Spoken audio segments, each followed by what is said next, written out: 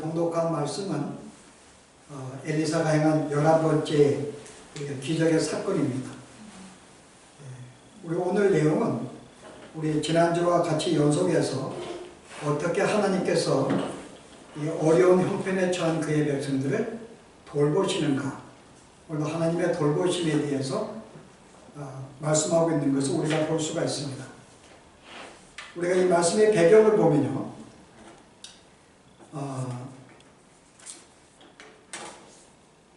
당시에 엘리사가 머물고 있던 이 길갈의 이 지역에서는 기근이 들어가지고 곡식이 자라지 않았어요. 근데 이 곡식을 누가 가져왔다 그래요?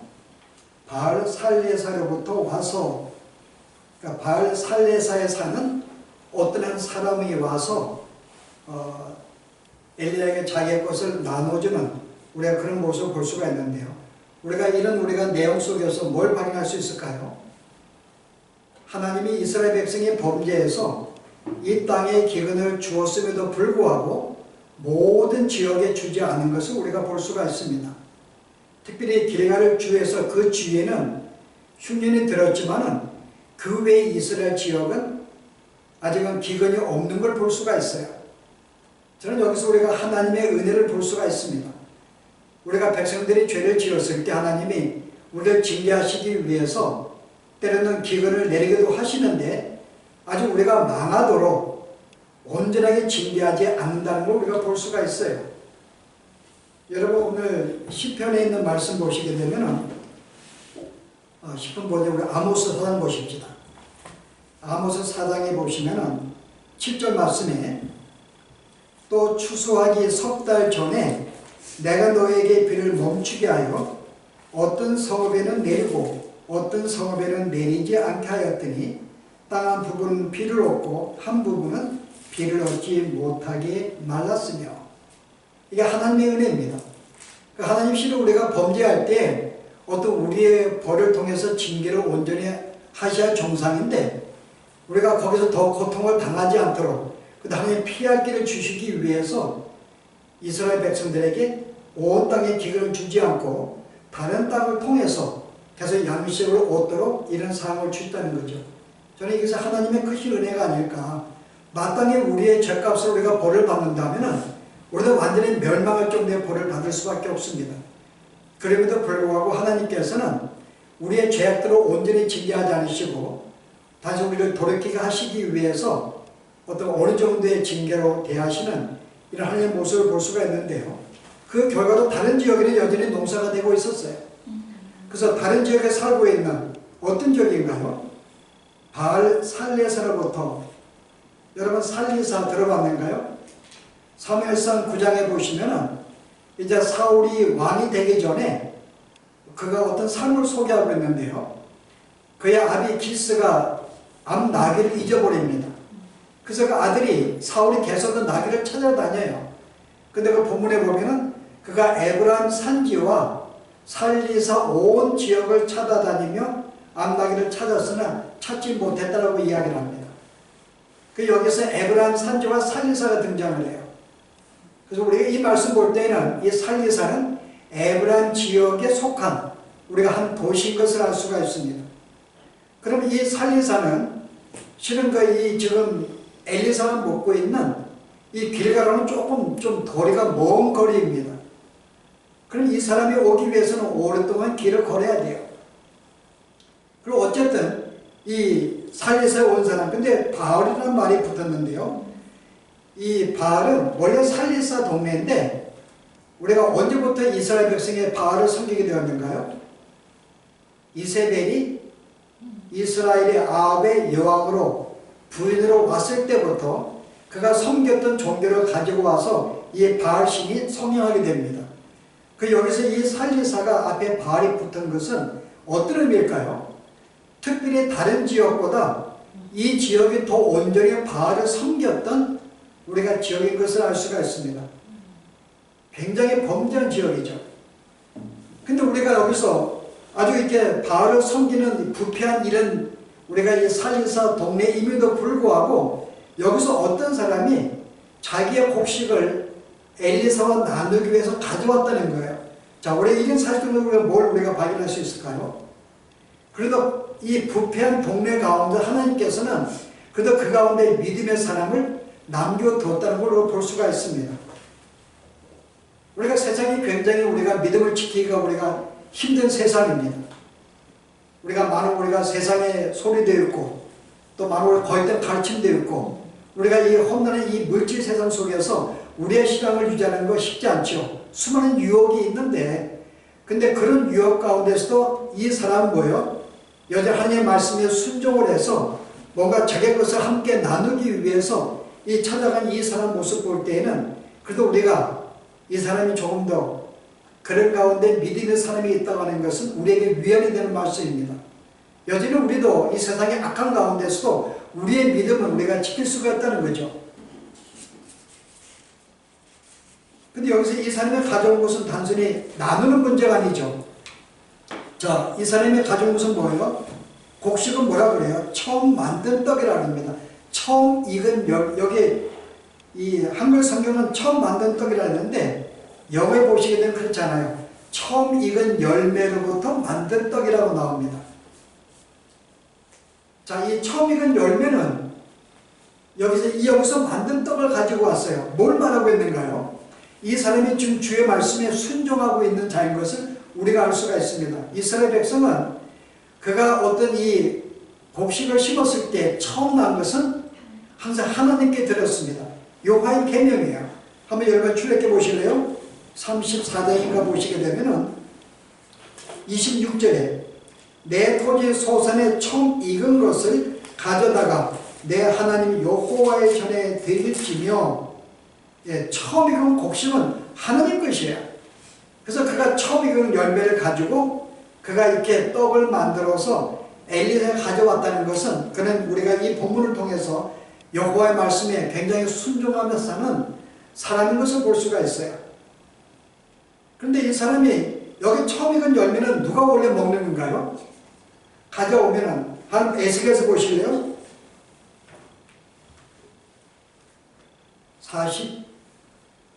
44장이 30절 보세요. 또 각종 처음 익은 열매와 너의 모든 예물 중에 각종 거제 제물을 다 제사장에게 돌리고 너희가 또 첫 밀가루를 제사장에 주어 그들에게 내 집에 복이 내리도록 하라. 여기서 이 시는 제사장이 처음 익은 열매는 하나님께 바쳤는데 제사장한테 가져와서 제사장이 그 음식을 먹게 되어 있습니다. 그러면 실제 이 처음 곡식은 원래 누구한테 가져가는 거예요? 이 사람은 제사장한테 가져가는 게 어려워요. 근데 왜 제사장한테 드리지 아니하고 그 먼 길을 걸어서 엘리사에게 이것을 가져 주었을까요? 자, 이유가 뭐죠? 왜냐하면 실제 사마리아에는 하나님을 섬기는 제사장이 없었어요. 바알을 섬기는 것으로 말미암아 바알의 제사장은 있었지만은 요 하나님을 섬기는 제사장이 없었습니다. 그러면 이 사람이 내가 분명히 하나님 말씀대로 이것을 하나님 것이기 때문에 내가 주 앞에 드려야 되는데 제사장도 드려야 되는데 제사장이 없는 거예요. 그래서 그나마 이것을 어떻게 해요? 하나님의 종이라고 불리는 동일한 선지자에게 이 곳을 가져온 것이죠. 온전히 계명대로 한 것은 아니지만 그래도 계명해 주신 그 계명의 정신을 지키려고 한 것을 볼 수가 있습니다. 우리가 이 인물을 볼 때 이 사람은 참으로 믿음의 사람인 걸 볼 수가 있는데 또 하나는 그가 이 곡식을 가져올 때에 이 사람은 또 다른 면을 볼 수가 있는데 굉장히 아주 그 상대의 마음을 헤아려서 어떻게 내가 그를 도울 수가 있을까 특별히 배려해가지고 음식을 가져올 볼 수가 있어요. 자, 어떻게 가져왔다 그래요? 그냥 보리떡 20개와 보리떡을 만들었습니다. 그 다음에 자루에 담은 채소를 하나님의 사람에게 드린, 여기에 채소로 번역이 잘못된 거예요. NIV 성경 보시면 뭐라 그래요? 처음 익은 곡식 열매라고 나옵니다. 그 실제 곡식을 알리기를 이 first grain이죠. 그레인을 가져다가 일부는 빻아가지고 익혀서 떡을 만들었고 나머지 첫 알곡은 자루에 담아서 가져온 거예요. 왜 그랬을까요? 왜 다 떡을 만들지 않냐고, 아니면 그냥 알곡을 가져오지 왜 이렇게 일부는 떡을 만들고 일부는 알곡으로 둘을 나눠서 가져왔을까요? 이 사람이 지혜고 굉장히 상대방에 대한 배려죠. 만약에 떡을 다 만들었다면 아마 4, 50개가 될지도 모릅니다. 그럼 이 많은 양의 오는 중에 음식이 상할 수가 있어요, 실은요. 음식이 상할 수가 있습니다. 만약에 알고만 가져왔다면요. 당장 먹지 못하죠. 그것을 또 빻다가 또 익혔다가 많은 시간들이 필요합니다. 그럼 이 사람 볼 때는 내가 이거를 그들에게 현재 지금 곡식이 적어서 굶주려 있는 사람들에게 내가 먹이기 위해서는 가장 도창을 먹을 수 있는 어느 정도의 곡식을 만들어 놓고 또 혹시 상할까봐 나머지 일부 반은 또 자루에 담아가지고 가고 볼 때는 굉장히 어떤 이 남에게 물건을 함께 나누고 관용을 베풀더라도 세심하게 이 관용을 이 베풀 받는 사람의 입장을 생각해서 음식을 준비한 걸 볼 수가 있습니다. 어쨌든 이런 사람이 이렇게 음식을 준비해서 가져온 거예요. 그래서 오늘 여기서 이제 음식을 가져왔는데, 자, 어떤 일이 벌어져요? 엘리사가 이 곡식을 가져다가 무리에게 주어 먹게라고 이야기합니다.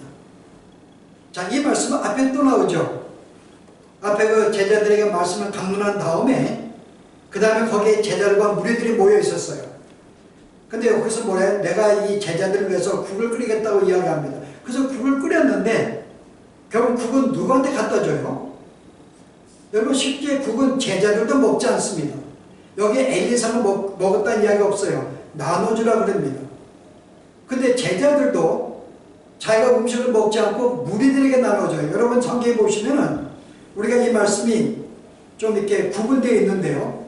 38절에 보았더니 선지자의 제자들을 위하여 국을 끓이라고 명했어요. 근데 그 다음에요, 이걸 퍼다가 누구한테 주었다고? 제자들에게 주어 먹지 않습니다. 사람들에게, 무리들에게 주어서 먹겠다는 거죠. 우리 이런 사실을 볼 때는 당시에 말씀을 듣는 제자들도 있었고 또 실은 삶이 지금 양식이 없기 때문에 뭔가 도움을 받기 위해서 이들에게 몰려왔던 무리들이 거기에 함께 있는 걸 볼 수가 있습니다. 근데 여기서 실은 엘리사가 그거 국을 자기는 먹지 않고 그들에게 나눠줘야 할 때 여기에 제자들도 자기들 먹지 않고 함께 나눠준 것을 볼 수가 있습니다. 자, 우리가 이것을 볼 때 오늘 본문과 연관해 볼 때 하나님께서는 실제 우리가 관용을 베풀 때에는 하나님은 그에 대해 보상을 하신다는 사실을 우리가 발견할 수가 있어요. 자, 예수님이 여러분 누가복음 6장에 보시면 뭐라고 말씀하는가요? 6장에 보시면은 38절에요. 주라, 그리하면 너에게 줄 것이니 그 호의 주어 후의 주어 누르되 흔들어 넘치도록 하여 너에게 안겨주리라. 예수님 뭐라고 그랬어요? 너의 것을 함께 나누라고 이야기합니다. 만약에 너의 것을 나눈다면 어떤 일이 벌어져요? 내가 너희에게 흔들어 누르고 흔들어 넘치도록 내가 그것을 갚아줄 거야 라고 예수님이 우리에게 말씀해 주십니다. 자, 이 말씀대로 실제 앞에 엘리사 입장에서는 내가 국도 내가 먹지 않고 함께 그것을 물에게 나누어 주었더니 하나님은 그것을 어떻게 해요? 함께 보상해 주는 것인데 그 보상이 뭐죠? 또 다른 사람, 우리가 살리사에 살고 있는 한 사람이 떡을 가져왔다는 거죠. 저는 여기서 우리가 하나님의 이 말씀이 참 너무나 우리가 참 이 오묘한 말씀, 우리의 삶에 대해서 우리가 이 땅에 행하는 우리의 모든 선행이 그냥 선행으로 끝나지 아니하고 하나님은 그걸 통해서 꼭 보상하신다는 걸 볼 수가 있습니다. 그래서 우리는 제대로 이 말씀에서 우리는 함께 나누는 삶이 필요하죠. 우리에게 주어진 것들을 우리가 오늘 엘리사의 함께 제자들의 삶을 볼 때 하나님의 사람들은 마땅히 예수님의 말씀에 본받아서 함께 우리를 주고 나눌 필요가 있습니다. 물론 하나님은 그걸 통해서 놀라운 역사를 벌이죠. 여기 심은 떡 20덩이가 무리가 100명이 있다 그래요. 아무 도움이 크게 안 됩니다. 근데 그들에게 어때요? 충분히 먹고도 남을 만큼의 하나님은 이적을 행하십니다. 이게 하나님의 역사죠. 비록 우리가 가진 것을 우리가 조금만, 나는 실은 남에게 조금밖에 베풀지 못했는데 하나님은 그 조그마한 것을 가지고 놀라운 역사를 통해서 더 풍성한 것으로 함께 나누는 역사를 하는 걸 볼 수가 있습니다. 그래서 우리 제자들은 이 말씀에 본받아서 나눠줘야 돼요. 우리의 삶을 나눠야 됩니다. 자, 그럼 우리는 어떤 생각을 가져요? 내가 나누기에는 너무 부족한 거예요. 아니 내가 나누고 싶은데 함께 나누면서 먹고 싶은데 내가 막상에 내가 가진 것도 내가 얼마 많지 않은데 이것을 나누게 되면 어떻게 돼요? 내가 가족이 굶을 수도 있습니다. 그래서 우리는 그것이 염려해서 내 것이 가진 것이 부족하기 때문에 나누기를 두려워할 수가 있습니다. 그래서 잘 나누지를 못해요. 그러나 우리가 이 일에는 뭐가 필요할까요? 우리의 믿음이 작동이 되어야 됩니다. 이것을 믿음으로 하지 않으면 우리가 행할 수 없는 일이에요. 비록 내가 이것을 나누게 되면 내 가족이 굶을 수도 있습니다. 그래서 하나님의 말씀들은 뭐예요? 내가 나누라고 그럽니다. 그리하면은 내가 그것을 기억하고 내가 정말 내가 누르고 넘치도록 내가 보상하겠다 이 말씀을 내가 믿지 않는다면 일을 행할 수가 없죠. 결국 내가 일을 행한다 할지라도 너는 굶어 죽지 아니한다 그 말이다. 가족 염려하지 마라. 내가 모든 걸 줄 거야. 더 내가 풍성하게 줄 거야. 이 말씀에 대한 믿음을 내가 갖지 않는다면 우리는 일을 행할 수가 없습니다. 오늘 여러분이 이 말씀에 자동차에 보시게 되면 또 동일한 말씀이 나오는데요. 24절에 11장 24절에 내가 흩어 구제하여도 더 구하게 되는 일이 있나니 과도에 아껴도 가난하게 될 뿐이니라. 무슨 말씀이에요? 내가 흩어서 내가 구제해 준다 할지라도 너의 것을 나눈다 할지라도 뭐요? 너희는 더 구하게 될 것이다. 만약에 내가 나누지 아니하고 네가 아껴서 너만 위해 쓴다 한다면 오히려 너는 가난하게 될 뿐이니라. 구제를 좋아하는 자는 풍족하여질 것이요 남을 윤택하게 하는 자는 자기도 윤택하여지리라. 곡식을 내놓지 아니하는 자는 백성에게 저주를 받을 것이나 파는 자는 그의 머리에 복을 임할 것이다. 계속 그런 말씀이에요. 자, 너희가 구제를 하고 나눠줄 때는 너희에게 풍성함으로 너희가 역사하게 될 것이라는 말씀을 우리에게 주셨습니다. 성도는 이 말씀을 믿고 믿음으로 행하는 것입니다.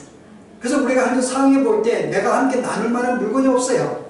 내가 풍성하지 못함에도 불구하고 하나님은 그래도 나보다 더 어려운 사람에 대해서 이것을 내가 나누게 될 때는 하나님은 말씀의 약속대로 내가 풍성하게 더 많은 걸 구하게 만들어 줄 거야. 이 말씀을 믿고 행하는 것이 바로 성도이죠. 그래서 성도는 믿음으로 행하는 것입니다. 또 왜 믿음이 필요한가 하면요.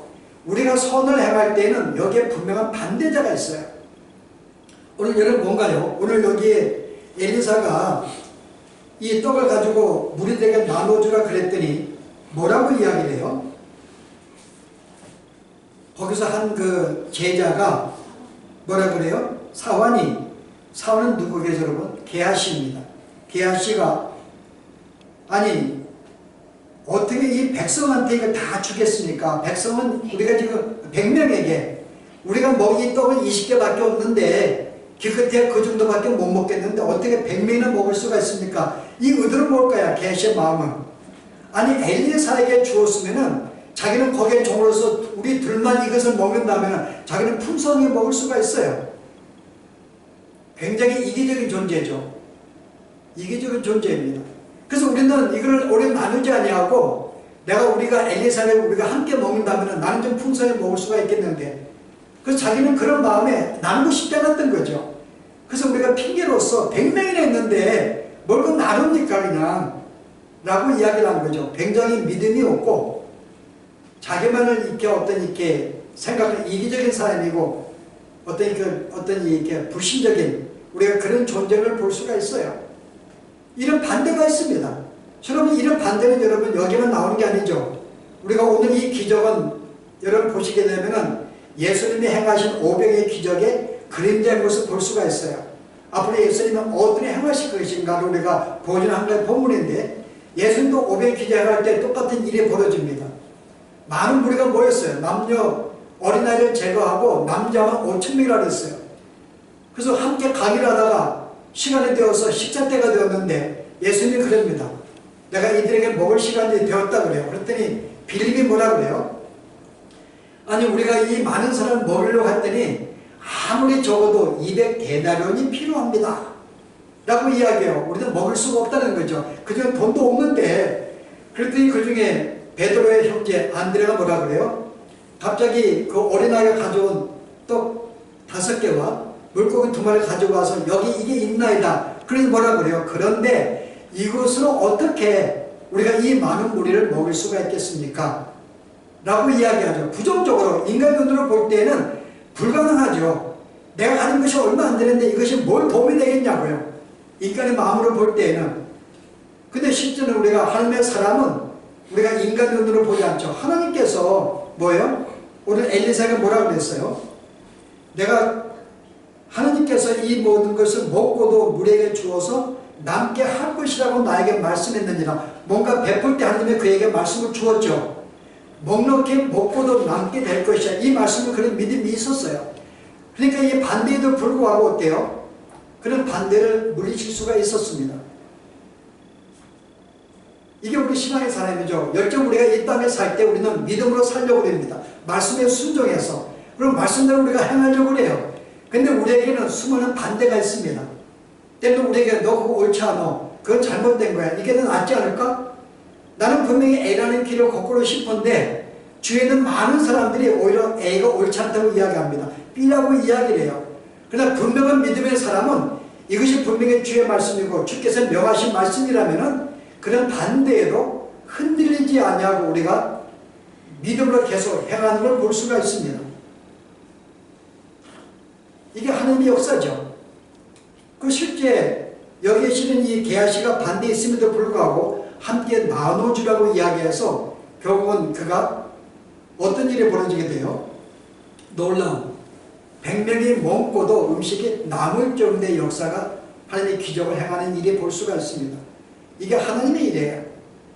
우리가 이 일을 행할 때에는 실제 여러분이 우리가 하나님의 일은 우리가 그의 백성들을 우리가 먹이시는데요. 우리는 보통 우리를 돌보고 하신다는 우리의 이성적 범인 생각을 합니다. 오늘 여기 바알 살리사가에서 멀리서 길을 찾아왔어요. 전혀 예상하지 못한 사람입니다.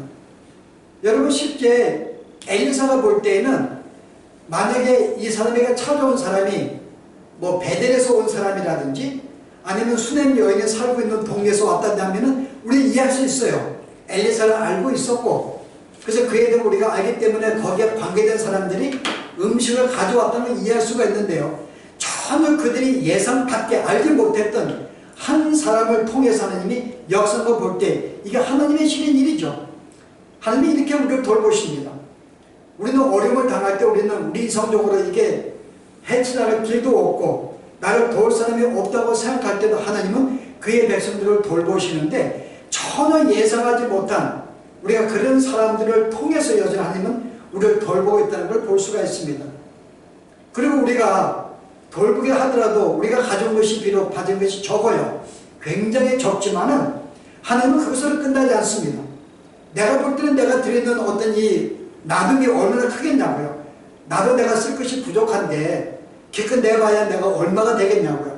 그러나 비록 적은 걸 할지라도 하나님은 그거로 끝나지 않냐고 더 넉살을 벌려주셔서 하나님은 넉넉히 그 일을 나눔을 또 좋은 결과로 만드시는 하나님의 손길을 볼 때 우리는 이 일을 우리가 어떻게 행하지 않을 수가 있겠냐고요. 내가 볼 때는 조금 행하지 못했는데 하나님은 그 손길을 통해서 더 많은 역사를 벌려서 더 많은 나눔을 주신다는 걸 볼 때는 우리는 이 일을 기억해야 되죠. 그래서 우리가 오늘 이 본문의 내용을 볼 때는 우리가 몇 가지의 교훈이 있습니다. 오늘 여기 전체 내용 하나님은 우리를 돌보십니다. 근데 누굴 통해서요? 바로 우리를 통해 돌보시죠. 우리를 통해서. 물론 모든 성도가 이 일에 참여할 수 없습니다. 그러나 하나님께서는 여전히 이 땅에 그 말씀에 순종해서 말씀에 순종하는 자들을 남겨두었다는 사실을 기억해야 됩니다. 바로 그거 우리가 될 수가 있죠. 그래서 하나님은 그 사람을 통해서 여전히 하나님은 당신을 백성을 나눔을 통해서 돌보주심을 우리가 하나님이 계속 돌보신다는 거예요. 여기에 성도는 참여를 해야 됩니다. 우리는 우리의 삶에 주어진 것들을 그게 우리의 시간이든 우리의 물질이든 어떤 우리의 건강이든 뭐든지 간에 우리의 지혜든 우리의 것으로만 갖고 사는 것이 아니라 이기적인 삶이 아니라 항상 뭐가 있으면 나눠주는 거죠. 풍성할 때만 나누는 게 아닙니다.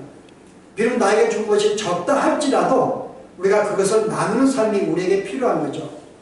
또 한마디 기억할 것은 분명히 하나님께서는 우리가 이 관용을 베풀 때에는 내가 부족한 것 꺼내서 나눠준다 할 때에는 하나님은 그것을 잊지 않으시고 더 풍성한 것을 갚으신다는 것을 분명히 기억하고서 내가 행하는 이 선한 일이 놀라운 역사가 벌어지고 오히려 그것이 내 가품 속에 내 삶도 더 풍성한다는 삶을 기억하시면서 우리가 이 땅에 사는 동안에 더 우리가 가진 것을 함께 나누는 데 힘쓰는 우리의 삶이 되었으면 합니다. 함께 기도하십시오.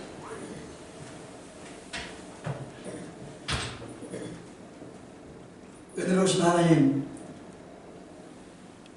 오늘도 우리가 말씀을 통해서 참으로 엘리사와 그 주변의 사람들이 기근으로 말미암아 어려움이 있음에도 불구하고 한 믿음의 사람이 나서서 자기만을 위해 쓰지 아니하고 하나님의 말씀에 순종해서 가진 것을 구분하여 함께 나눈 것을 볼 때 오늘 저희들이 이와 같은 아름다운 삶, 또 엘리사도 참으로 마땅히 그가 먹을 수 있음에도 불구하고 그가 그것을 취하지 아니하고 더 어려운 자들에게 나눈 그 손길을 볼 때 하나님 아버지, 우리가 얼마니 이 땅에 사는 동안에 얼마나 하나님의 참된 백성의 삶을 살지 못했음을 주 앞에 고백합니다.